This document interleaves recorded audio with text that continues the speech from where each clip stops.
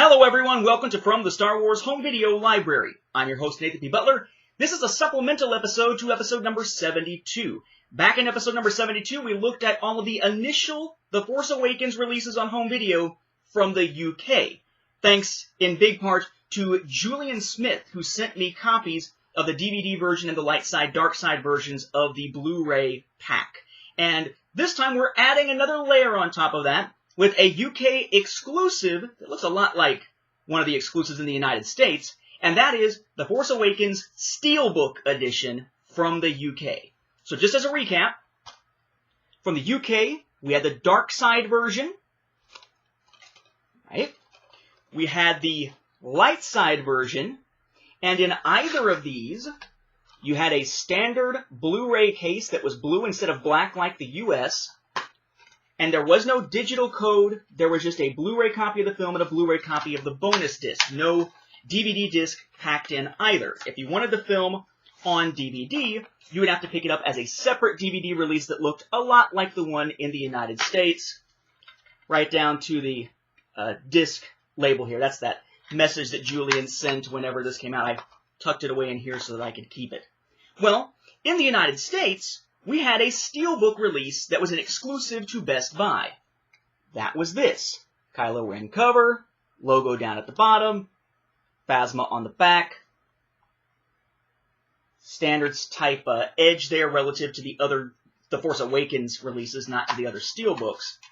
Then you had a code for the Blu-ray copy, because this is a Blu-ray DVD digital combo pack from the US, a DVD copy of the film, a DVD copy of a Blu-ray copy of the bonus features, a Blu-ray copy of the film, and behind it you can sort of see there, we showed it at the time, the Millennium Falcon chasing the TIE Fighters, or being chased by the TIE Fighters, fighting the TIE Fighters on Jakku. But this was a US release exclusive to Best Buy. Well, in the UK, there's a company called Zavvi, Z-A-V-V-I, Z-A-V-V-I.com, that tends to put out Steelbook variants of a lot of home video releases. Brian Snook, the guy who sent that Season 1 of Star Wars Rebels in Steelbook form from the UK to me for the collection and for the show here, uses them pretty religiously and speaks very highly of their Steelbook items. Well, they had a Steelbook special release that was later available elsewhere, but a Steelbook special release of The Force Awakens in the UK. Now, this is cardboard slip-type packaging here, so we have the name, we have the ratings, same thing on this little side here, a back similar to what we got with the back of the other Blu-ray releases from the UK. You take that out, that's meant to, I guess, be thrown away, but I tend to keep it when it's a foreign release. And then you have the actual Steelbook. Those are Kylo Ren with the lightsaber, Phasma. Now, comparison is key here. Phasma, essentially the same image, right? Line these up a little bit better. Essentially the same image. The fronts, essentially the same, except whereas the US version has the logo, the UK version does not. Then you look at the edges, the spines. The US version spine looks a lot like the other US releases, but the UK spine is actually kind of cool here.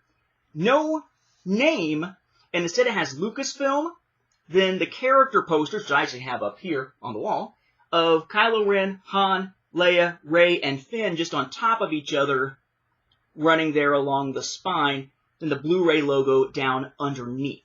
So, similar front without the logo, pretty much identical back, completely different spine here. You pop it open. Again, no digital code or DVD disc because they just didn't do that with the UK release. It was just the two Blu-ray discs. And you get the same Blu-ray disc as what you got in those other releases, which is the one bonus disc and the one disc with the film. And the image, when you pull out the disc, is the same image of the Millennium Falcon versus the TIE Fighters that we get in the Blu-ray Steelbook, or the Blu-ray DVD digital combo pack Steelbook from the US from Best Buy. So it makes for an interesting item here because it's a Steelbook, which is kind of cool. It looks snazzy. Don't try to stack these things. They will slip out of your hands, though, but it looks pretty snazzy. And it's interesting to see how as you go from one side of the world to the other, granted, the look is similar, but there are marked differences. Not just the content, which is the same thing on the regular releases, but that spine and that lack of a logo over here on this side makes this an unusual, much cleaner looking release. Some people tend to prefer it with the logo. I particularly like the logo on it, but I wish it matched the ones that were released for the other films.